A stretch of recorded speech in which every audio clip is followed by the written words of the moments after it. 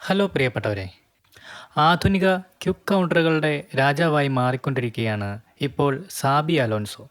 German club Bayer ലെവർക്യൂസനിൽ വമ്പൻ നേട്ടങ്ങളാണ് സാബി നേടിയെടുത്തത്. ഇപ്പോൾ ലെവർക്യൂസനോട് വിട ചൊല്ലി തൻ്റെ മുൻപത്തെ ക്ലബ്ബായ റിയൽ മാഡ്രിഡിലേക്കാണ് സാബിയുടെ കൂടുമാറ്റം. പക്ഷേ കാര്യങ്ങളത്ര എളുപ്പമല്ല സാബിയെ സംബന്ധിച്ചിടത്തോളം ചെയ്തു തീർക്കാൻ. സാബി ഉടനടി റിയൽ മാഡ്രിഡിൽ ചെയ്യേണ്ടി വരുന്നത് പ്രധാനമായും ഈ കാര്യങ്ങളായിരിക്കും. ആദ്യമായി പറയേണ്ടത് ടീമിൻ്റെ മൊത്തത്തിലുള്ള സന്തുലനാവസ്ഥ.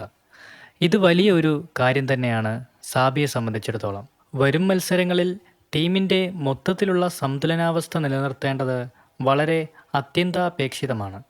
കൂടാതെ കളിക്കാരുടെ ഫിറ്റ്നസ്, റൊട്ടേഷൻ നയങ്ങൾ, മത്സരങ്ങളുടെ ഇമ്പോർട്ടൻസ് എന്നിവയും ഇതിൻ്റെ ഭാഗമാകും. പിന്നീട് വരുന്ന ഒരു പ്രധാന കാര്യമാണ് സ്റ്റാർ കളിക്കാരുടെ മാനേജ്മെൻറ്റ്.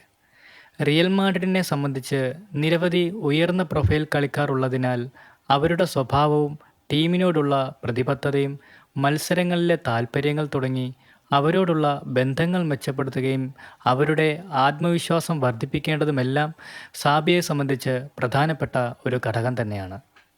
അടുത്തതായി വരുന്ന ഒരു പ്രധാന പ്രശ്നമാണ് പ്രധാന എതിരാളികളുമായുള്ള ടീമിൻ്റെ മത്സരങ്ങൾ. ബാർസലോണ പോലുള്ള പ്രധാന എതിരാളികളുമായുള്ള മത്സരങ്ങളിൽ റിയൽ മാഡ്രിഡിൻ്റെ പ്രകടനം മെച്ചപ്പെടുത്തേണ്ടത് അലോൺസോയുടെ മുമ്പിലുള്ള മറ്റൊരു കടമ്പയാണ്. കൂടാതെ ഈ മത്സരങ്ങളിൽ വിജയിക്കാൻ തന്ത്രപരമായ സമീപനവും ടീമിൻ്റെ ആത്മവിശ്വാസവും വർദ്ധിപ്പിക്കേണ്ടതുണ്ട്. ഇത്തരം വെല്ലുവിളികൾക്ക് മുമ്പിൽ സാബി അലോൺസോയുടെ പരിശീലന കഴിവുകളും തന്ത്രപരമായ സമീപനവും റിയൽ മാഡ്രിഡിൻ്റെ ഭാവി വിജയങ്ങൾക്ക് വളരെ നിർണായക ഘടകമാവും.